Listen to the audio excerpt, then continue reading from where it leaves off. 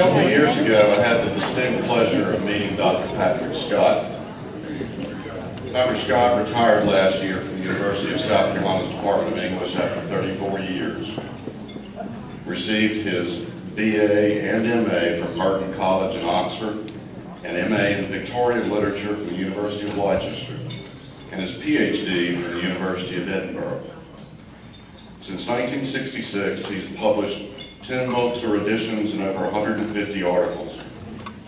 I present to you the immensely qualified Director of Special Collections at the Thomas Cooper Library at the University of South Carolina, Dr. Patrick Scott.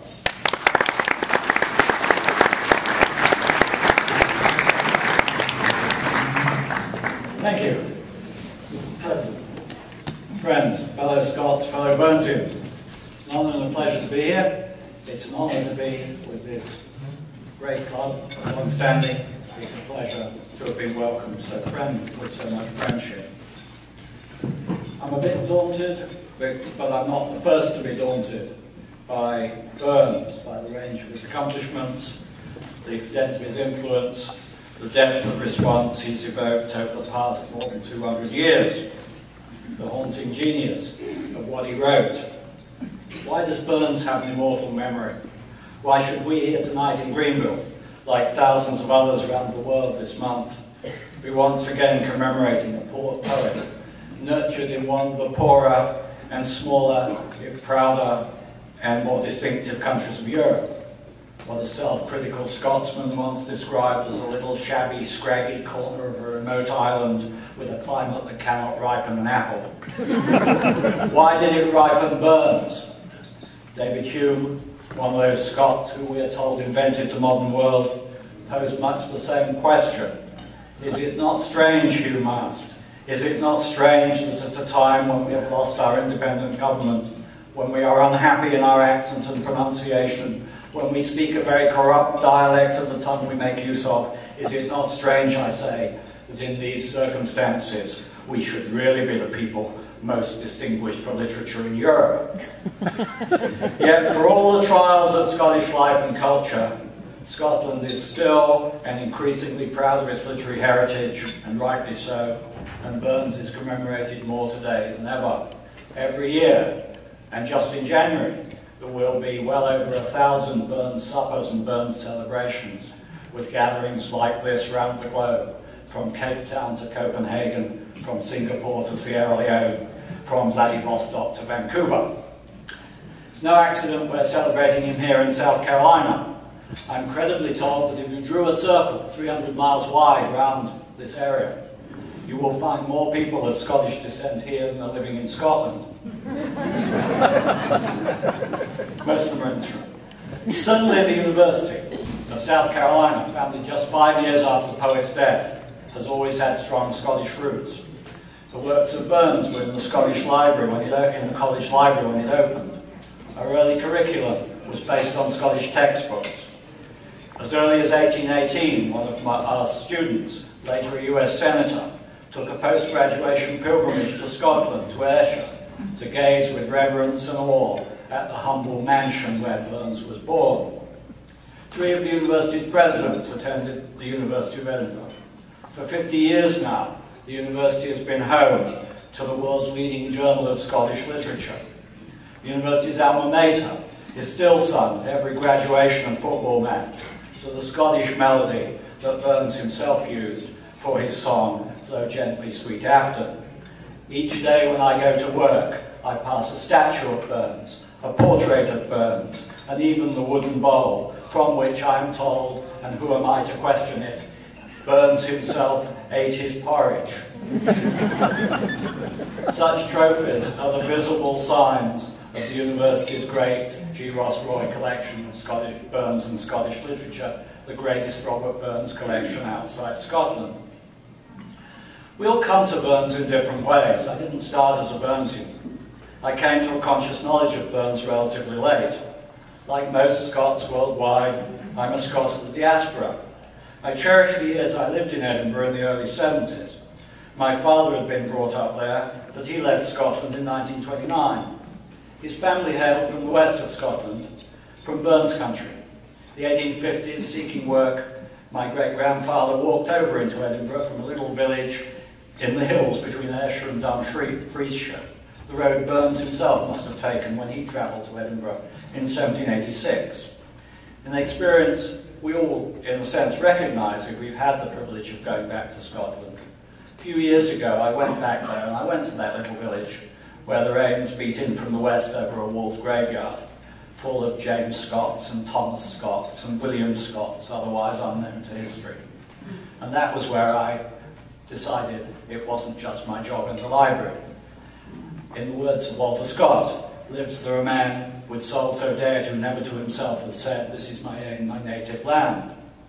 It's the same experience that my wife and I have sometimes in the early summer when we go up to overgrown woods on a bluff above the Broad River near Gaffney and check on the little group of family graves and recall there the life of some of my wife's Kennedy forebears, Scots-Irish, who in the 18th century travelled down to the upcountry from Virginia. One of the great things about Burns, the amazing things, is that he draws attention to these universal aspects or elements in life that are a shared part of the experience of Scots and non-Scots alike. This experience of place and heritage is just one of them. Burns' songs and poems are filled with the names of real places: the banks of Braes of Bonnie Doon, Sweet Afton, the Tweed and the Arrow, or in a song where the manuscript is in Columbia now, yon wild mossy mountains, so lofty and wide, that nurse in your bosom the youth of the Clyde, not Gowra's rich valley, nor Forth's sunny shores, to me have the charm of yon wild mossy moors. It's not just the place names of rural beauty spots. Burns' poetry is filled equally with the names of villages, towns and cities, from Mosgiel and Morcullen and the Twabriggs of Ayr, even unto Edinburgh. I always think Burns is mocking when he describes Scotland's capital city in ornate English: Edina, Scotia's darling seat, where wealth still swells the golden tide, with elegance and splendour. He saw himself as a Westerner, a lad of Kyle. Success let him travel widely through Scotland, both south in the borders and north into the Highlands. But when he had to decide what to do with the rest of his life, he returned to the west of Scotland, to the banks of the Nith, just south of his home country. In the same way, he reminds us all, whatever our heritage, that we have a home or an origin, that we have a heritage. The perspective of enlightened thinkers in 18th century Scotland was of historical progress, where stage by stage humanity would shed locally based identities and advance towards cosmopolitanism. Burns, much more than any Edinburgh lawyer like Walter Scott, Burns knew the hardships of old-fashioned farming life. He knew the bitterness and occasional cruelty of rigidly enforced old-fashioned beliefs. He knew the benefits that economic growth and change, culture and enlightenment could bring. But even more than Scott, he also knew the value of heritage, of a felt rooting in historical tradition. He didn't theorize or philosophize. He was self-educated, but he knew the ideas of his time. He made history resonate with the perspectives of the past. When, in 1788, everyone was smugly celebrating the centenary of Britain's glorious revolution, Burns used history to get a broader perspective. He sought to be fair to those, the Jacobites, for whom 1688 had meant defeat, reminding his contemporaries that the losing side, the Stuarts, only contended for prerogatives they knew their predecessors enjoyed. On the other hand, looking to the future, he looked across the Atlantic to a much more recent revolution. In future times, Burns wrote to a local newspaper, I dare say the American Congress in 1776 would have been allowed to have been as able and enlightened as the English Convention of 1688, and that the 4th of July will be as sacred to their posterity as the 5th of November is to us. Seeing things from other people's point of view is part of his gift. And Burns' great song, Scots Were Hey, where Robert the Bruce rallies the Scots at Bannockburn, isn't only about history. Burns is speaking to his own time, urging manly independence in the swirling political cross-currents of the 1790s. Who will be a traitor knave? Who will fill a coward's grave? Who so base to be a slave? Let him turn and flee. Burns and Walter Scott together taught not just Scotland but the world that heritage, a consciousness of the values we've inherited, is one of our best guides to the present. My underlying message for tonight should now be clear. Burns is a world poet, a unique world poet, because through writing from his own experience, within his own experience, he wrote about aspects of life that can be shared beyond his time. For all his accomplishments and acclaim, he didn't lead an easy life. Life for him did not move in a straight line as a single pilgrimage or quest. 3 times at least he describes his life as a zigzag. Not a common word then, surely more applicable to the hillside sheep paths of the Scottish borders, some of the arable lands that he ploughed in the west. But in one of his early songs he comes up with a more positive view. Life is all a variorum. Life a central story surrounded by a multiplicity of side notes. There are poems of Burns about all the great themes and stages and experiences of life, about childhood, when he remembers in Auld Lang Syne we two have paddled in the burn, and about life and home and love and hardship. There's a poem about the toothache, hell of all diseases, and one about a banknote, woe worth thy power, thou cursed leaf. There are poems on the prospect of emigration and the gamble of authorship when he was to try his fate in good black print. There are poems on the hope of fame. There are poems on sexual attraction and marriage and the experience of parenthood and holding one's first child. Poems on friendship and conviviality, not just the great annual celebration of Auld Lang Syne, but dozens of poems to particular friends. Poems on sadness and sickness and bereavement and mourning and the prospect of old age. On the good as well as the less good of old age. John Anderson, my Joe John, we claim the hill together, and many a canted day, John, we've had with one another. Now we mun totter down, John, and hand in hand we'll go. There can seldom have been a better, kinder poem on marital longevity, but who else do we know of any poet who wrote successfully on marriage and old age? One of Burns' best poems about the patterns of life and the importance of heritage no longer seems to get the critical acclaim it used to get, but it was the poem that was once most valued and most quoted by Scots of the diaspora as they scattered across the globe. The poem is Burns' Cotter's Saturday Night. It's a memorial to the values of Burns' father, but it also has much in of Burns himself. Significance will be put like this. In the 18th century there were 3 poets, an English poet, an Irish poet, and a Scottish poet. And they all wrote memorable poems about rural life.